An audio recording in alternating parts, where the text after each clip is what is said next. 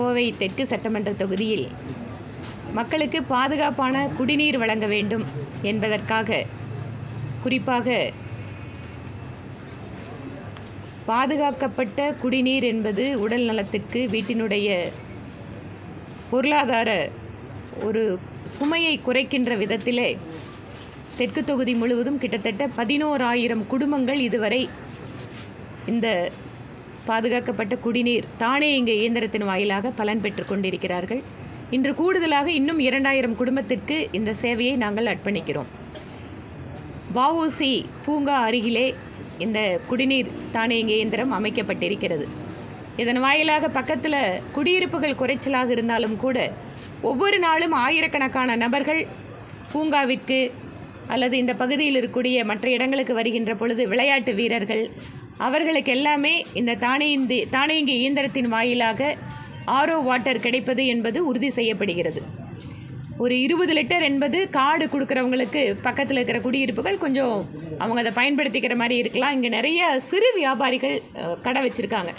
ஒரு பட்டாணி கடை வச்சுருக்கிறவங்க, பானிபூரி கடை வச்சுருக்கிறவங்க, இந்த மாதிரி சிறு சிறு வியாபாரிகளும் அதிகமாக நூற்றுக்கணக்கில் இருக்காங்க. அவங்களுக்கு எல்லாருக்குமே நாங்கள் அடையாள அட்டை கொடுத்து அதை கொடுக்குறோம். இதன் வாயிலாக 20 லிட்டர் அவங்க ஆரோ வாட்டர் எடுத்துக்கலாம். இது இல்லாமல் இங்கே சாதாரணமாக வெளியூர்காரங்க வந்தாலும் சரி, மற்ற பார்வையாளர்கள் யார் வந்தாலுமே ஒரு லிட்டர் பாட்டிலில் ஒரு பட்டன் அழுத்தினாங்கன்னா ஆரோ வாட்டர் அவங்களுக்கு அந்த இடத்துல எடுத்துக்கலாம். இந்த மாதிரி ஒரே மிஷினில் 3 இடத்துல இந்த வசதி ஏற்பாடு பண்ணியிருக்கோம். இதன் வாயிலாக வெளியில் ஒரு பாட்டில் தண்ணியை ஒரு 10 ரூபா 5 ரூபா கொடுத்து அவங்க விலைக்கு வாங்க வேண்டாம். வஉசி பார்க்கினுடைய எந்த பகுதிக்கு வந்தாலுமே விலை கொடுத்து எந்த ஒரு தண்ணியும் வாங்க வேண்டியதில்லை. இந்த மாதிரி ஒரு பாதுகாக்கப்பட்ட ஆரோ தண்ணி இலவசமாக அவர்கள் பெற்றுக்கொள்ளலாம். இது ஒரு மிகப்பெரிய சேவையாக இந்த பகுதியில் இருக்கிற வியாபார பெருமக்களுக்கும் வருகின்றவங்களுக்கும் இருக்கும் அப்படின்னு நாங்கள் நம்புகிறோம். அடுத்ததாக ஹைவேஸ் காலனியில் இதே மாதிரி அங்கே குடியிருப்பு பகுதிகள் அதிகம். அதனால் அங்கே இன்னொரு இயந்திரத்தையும் இன்று துவங்கி வைக்க இருக்கிறோம். இது சட்டமன்ற உறுப்பினர் மேம்பாட்டு நிதியிலிருந்து செய்யப்படக்கூடிய பணி. இது இல்லாமல் ஏற்கனவே ராமநாதபுரத்தில் ஒரு ஏடிஎம் போடுறதுக்காக ஒரு சிஎஸ்ஆர் ஃபண்டு வாங்கியிருக்கோம். ஆனால் அந்த இடத்துல லோக்கல், நான் உங்களுக்கு ஏற்கனவே சொன்ன மாதிரி லோக்கல் கவுன்சிலர் அப்ஜெக்ட் பண்ணுறதால அந்த பணிகள் தாமதமாயிட்டு இருக்கு. கமிஷனர்கிட்ட பேசியிருக்கோம். அவர் விரைந்து நடவடிக்கை எடுக்கிறதா உறுதியளிச்சிருக்காரு. ஸோ எனக்கு என்னென்னா, எந்தெந்த பகுதியிலெல்லாம் குறிப்பாக மக்களுக்கு அடிக்கடி நோய்வாய்ப்படுவது, குடிநீர் கிடைக்காமல் சிரமப்படுவது, அந்த பகுதிகளை கண்டறிந்து இந்த தானியங்கி இயந்திரத்தை நிறுவிட்டுருக்கோம். இது குறிப்பாக கோடை காலத்தில் ரொம்ப பிரயோஜனமாக இருந்தது மக்களுக்கு. இதுக்கு நிறைய எங்களுக்கான அந்த பாராட்டுகளையும் பெண்கள் குறிப்பாக இதை தெரிவித்தாங்க. அதனால் இந்த வசதி என்பது எங்களுடைய சேவையாக இங்கே தொடர்ந்து கொண்டு இருக்கும். இரண்டாவது, அவங்களுக்கு அந்த இடத்துல வைக்கக்கூடாது, வேறு ஏதோ பார்க்கில் கொண்டு போய் வைக்க சொல்கிறாங்களாம். பார்க்கில் வச்சா அங்கே அவ்வளோ தூரத்தில் போய் மக்கள் எடுத்துகிட்டு வர முடியாது. அப்புறம் ரெண்டாவது, தூரத்தை குறைச்சி பெண்கள் உடனடியாக வீட்டுக்கு பக்கத்தில் கொடுத்தா தான் பிரயோஜனமாக இருக்கும். நீங்கள் ஒரு காலத்தில் தண்ணி எடுக்கிறதுக்கு 2 கிலோமீட்டர் நடக்கிற மாதிரி எங்கேயோ ஒரு மூலையில் வச்சா அது அவ்வளோ தூரம் அது இன்வெஸ்ட் பண்ணி வைக்க வேண்டிய அவசியமே இல்லை. அது பிரயோஜனம் இருக்காது. அதனால் கமிஷனர்கிட்ட சொல்லியிருக்கோம். அதை சீக்கிரமாக அதை பிரச்சனையை அவங்ககிட்ட என்னென்னு பேசி அதை சரி பண்ணுறதுக்காக சொல்லியிருக்கோம். பார்க்கலாம். இன்றைக்கி காலையில் இந்து மக்கள் கட்சி ஒரு ஆர்ப்பாட்டம் நடத்தினாங்க. அந்த ஆர்ப்பாட்டத்தில் கல்லூரி பள்ளி மாணவர்களையும் அழைச்சிட்டு வந்திருக்காங்க. இப்போ அவங்க வெங்கடேஸ்வர மகள் ரத்தனபுரியில் இருக்காங்க. காவல்துறை அவங்க மேலே வழக்கு தெரிவு பண்ணிட்டாங்க அப்படின்ற மாதிரி ஒரு தகவல். கல்லூரி மாணவர்கள் அவங்க எந்த ஒரு இயக்கத்துக்கும் ஆதரவு தெரிவிக்கிறது ஒன்றும் தவறு இல்லையே. கல்லூரி மாணவர்கள்லாம் அவங்களுக்கெல்லாம் மேஜர் ஆகிருப்பாங்க, 18 வயசுக்கு மேலே ஆகிருப்பாங்க.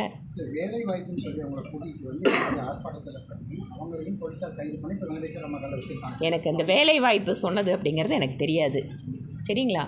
ஆனால் கல்லூரி மாணவர்கள் ஒரு போராட்டத்தில் கலந்துக்கிறாங்கன்னா, தமிழ்நாட்டுக்கே ஒரு பாரம்பரியம் இருக்குதுங்க. மிகப்பெரிய மூமெண்ட் எல்லாமே தமிழ்நாடு மட்டும் இந்தியா முழுவது மாணவர்கள் முன்னெடுத்திருக்காங்க. அதனால் கல்லூரி மாணவர்கள்ங்கிறவங்க ஒரு மேஜர் ஆகிட்டாங்கன்னு சொன்னால் அவங்க எந்த இடத்துல வேணாலும் போராட்டத்தில் கலந்துக்கிறது அவங்களோட விருப்பத்துக்கு உட்பட்டது. விருப்பத்துக்கு மாறா யாராவது வற்புறுத்தினாங்களா, விருப்பத்துக்கு மாறா பண்ணாங்கன்னா சொல்லுங்கள்.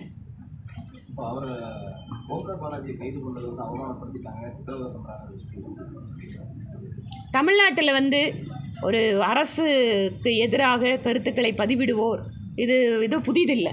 எங்களோட இயக்கத்திலேயே கூட சாதாரணமாக ஒரு போஸ்ட் போட்டதுக்கு வெடி கிரிமினல் மாதிரி அவங்கள அரெஸ்ட் பண்ணிட்டு போனது எல்லாத்தையும் நாங்கள் பார்க்குறோம். அது இன்னும் தொடர்ந்துட்டு தான் இருக்குது. அதனால் கருத்து சுதந்திரம் அப்படிங்கிறதெல்லாம் திமுக அரசுக்கு எதிராக பதிவிடுறவங்களுக்கெல்லாம் அந்த கருத்து சுதந்திரம்லாம் கிடையாது. அதனால தான் இன்றைக்கி வந்து பாசிசம் அப்படின்னு பேசும்போது ஏன் வந்து இந்த திமுக கவர்மெண்ட்டை மக்கள் வந்து இன்னொரு மாதிரி விமர்சிக்கிறாங்க. கருத்துக்களை எதுக்கிறதுக்கு அவங்களுக்கு எடுத்துக்கிறதுக்கே அவங்களுக்கு வந்து மனசு கிடையாது.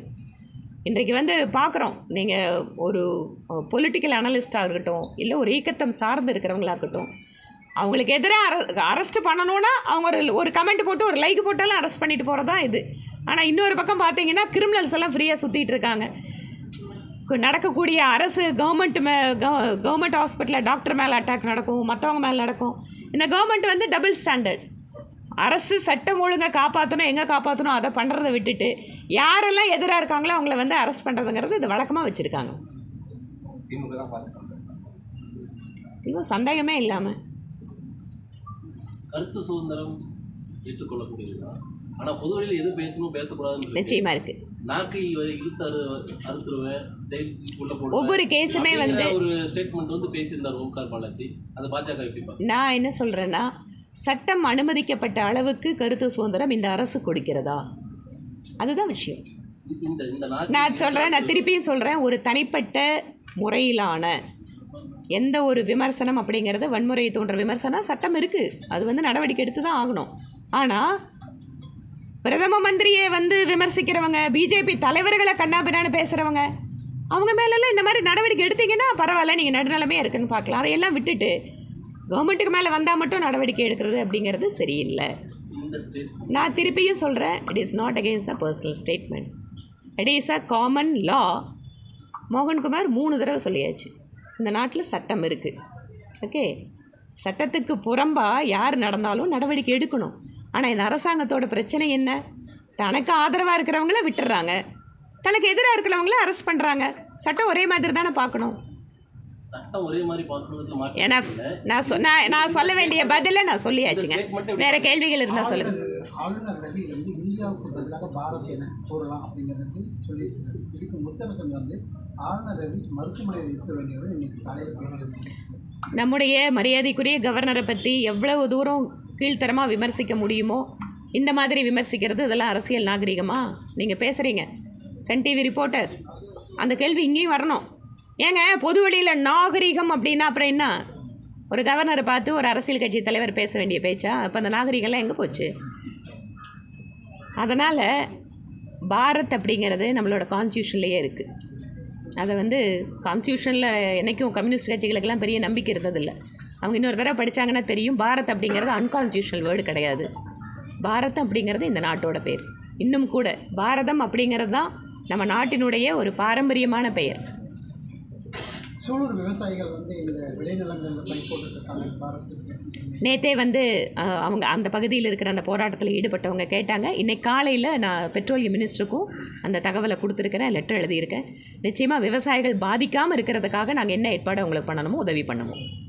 15 நாளைக்கு முன்னாடி ஒரு செய்தியாளர் சந்திப்பு காட்டியிருந்தாங்க, ஒரு ரசிகர் வந்து விஜயனுடைய ஃபோட்டோ வந்து பின்னாடி காட்டினாலே நேற்று போல் பண்ணியிருக்காங்க. நானும் பார்த்தேன் நிறைய தரம். அது நிறைய பேர் வந்து அந்த வீடியோஸு இன்ஸ்டாவில் இதெல்லாம் போயிட்டுருக்கிறத பார்த்தோம். இதுக்கு நீ என்ன சொல்ல முடியும்? நாங்கள் எந்த அளவுக்கு வந்து இருக்கோன்னு பாருங்கள். யார் வேணுனாலும் எங்கள் பின்னால் வந்து காட்டுற அளவுக்கு பிஜேபி கருத்து சுதந்திரத்தை அனுமதிக்குது. ஓகே, ஒரு பக்கம் அது ட்ரோலு, ஒரு மீம்ஸு, ஒரு காமெடி, எது வேணாலும் எடுத்துக்கலாம், என்ன மெசேஜ் வேணாலும் எடுத்துக்கலாம். பட் நீங்கள் கேட்குறீங்க இல்லையா, இதே விஷயத்தை இன்னொரு கட்சியில் இந்த பக்கம் நின்று பண்ண முடியுமான்னு பாருங்கள். அப்போ யார் பாசிசம், யார் கருத்து சுதந்திரம், எங்கே சட்டம் அப்படிங்கிறதெல்லாம் தெரிய வரும். So we are taking it in a light way. Sarkar பட டைலாக போட்டுட்டு கூட்டம் யாரை பார்க்குறாங்கன்றத முக்கியம், யார் ரசிக்கிறாங்க, அந்த மாதிரி இதெல்லாம் போட்டுருக்காங்க. மீம்ஸுக்கு என்னங்க, நிறைய எப்படி வேணாலும் போடலாம். என்ன இப்போ கங்குவா படம் பார்த்துட்டீங்களா? மகாராஷ்டிரா எலெக்ஷன் நடந்துட்டுருக்கு, ஜார்க்கண்ட் எலெக்ஷன் நடந்துட்டுருக்கு. இதில் வந்து கங்குவா படத்தில் திரை விமர்சனம் வந்து நேருக்கு எதிராக எப்போ படம் ரிலீஸ் ஆச்சு? முந்தா நேற்று ஆயிடுச்சு. ஆனால் அந்த விமர்சனம் ரொம்ப தரக்குறைவாக போடுறதுனால நிறைய பேர் கமெண்ட் பண்ணிட்டு இருக்காங்க. ஜோதிகாங்கோட யார் விமர்சனம் தரக்குறைவாக போடுறாங்க? பொதுமக்கள், ரசிகர்கள், இந்த படம் பார்த்துட்டு வந்தவங்க நிறைய பேர் விமர்சனம். சரி, ஒரு படத்தை பார்த்தா ஒவ்வொருத்தருக்கும் ஒரு கருத்து வரும். இதில் நாங்கள் என்ன சொல்கிறது? இல்லைங்க, நான் படம் இன்னும் பார்க்கல. விஜய்க்கான தமிழகத்தில் அரசியல் முக்கியத்துவம் ரொம்ப எப்போவுமே ஒரு வழக்கமாக தமிழகத்து மக்களை பொறுத்த வரைக்கும் சினிமாவும் அரசியலும் அப்படிங்கிறது ரொம்ப ரொம்ப க்ளோஸாக இருக்கக்கூடிய ஒரு இடம். அதனால் சினிமா நடிகர்கள் யார் வந்தாலுமே, அதிலும் குறிப்பாக அரசியலுக்கு வருகின்ற பொழுது ஒன்று அவங்கக்கிட்டேயும் பெரிய எதிர்பார்ப்பு இருக்குது, மக்களும் வந்து அதுக்கு வந்து ஒரு பார்க்கறது அப்படிங்கிறதும் அதை பற்றி கேட்டுக்கிறது அப்படிங்கிறதும் வழக்கம். இதில் எல்லாரும் சக்ஸஸ்ஃபுல்லாக இருக்காங்களா? கட்சி ஆரம்பித்து காணாமல் போனவங்களும் இருக்காங்க, சக்ஸஸ்ஃபுல்லாக வந்தவங்களும் இருக்காங்க. அதனால் ஒரு சினிமாவுக்கும் அரசியலுக்கும் ஒரு நீண்ட கால தொடர்பு தமிழகத்து அரசியல் இருக்கிறதால அது ரொம்ப நேச்சுரல் தான். அது கஸ்தூரி அவர்கள் பேசின விஷயத்துக்கு அந்த அம்மா அதுக்கப்புறம் நான் அதை யாராவது மனம் புண்படுத்தி இருந்தால் அதுக்கு வருத்தம் தெரிவிக்கிறேன்னு சொல்லியிருக்காங்க. அதுக்கப்புறம் கூட அரசு வந்து அவங்கள அரெஸ்ட் பண்ணியிருக்குது. அஃப்கோர்ஸ் ஹைகோர்ட்டில் அவங்களோட பெயிலும் ரிஜெக்ட் ஆகிருக்குது. சட்டப்படியான அந்த ரீதியாக நடவடிக்கைகளை அந்த அம்மா அதை மேற்கொள்வாங்க. பத்திரிகையாளர் சந்திப்பில் பின்னாடி போட்டோ காமிச்சது வந்து ஜனநாயக ரீதியாக லைட் வெயிட்டாக எடுத்துக்கிட்டீங்க. லைட் வெயிட்டாக இல்லை, அது பெருசாக பண்ணிக்கல. ஆனால் இதுக்கு முன்னாடி பெட்ரோல் விலை பற்றி தமிழிசை சவுந்தரராஜன் அவருடைய பத்திரிகை சந்திப்பில் ஒரு ஆட்டோ ஓட்டில் கேட்டார், சில ஆண்டுகளுக்கு முன்பாரு. அப்போ அவரை அடிச்சிட்டாங்க அப்படின்னா ஒரு பெரிய பிரச்சனை ஆச்சு. யாரையும் எல்லாம் எங்கள் கட்சிக்காரங்க அடிச்சிருக்க மாட்டாங்க. அப்படிப்பட்ட அடிக்கிற ஆளுங்களை வச்சிருக்க நீங்கள் நினச்சி பாருங்கள் தம்பி. 6 வருஷத்துக்கு முன்னாடி என்ன நடந்தது பத்திரிகை சந்திப்பில்? இல்லை நான் கேட்குறேன், 6 வருஷத்துக்கு முன்னாடி அடிச்சிட்டாங்கங்கிறீங்க. அப்புறம் தொடர்ச்சியாக நாங்கள் தான் ஆட்சியில் இருந்தோம். இப்போவும் திரும்பி 3வது முறையாக நாங்கள் தான் ஆட்சிக்கு வந்திருக்கோம்.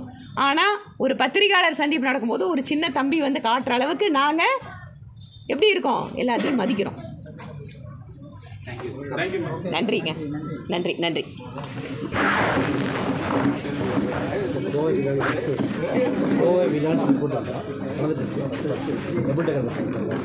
ஆமாம், இது போன தடவையே வந்து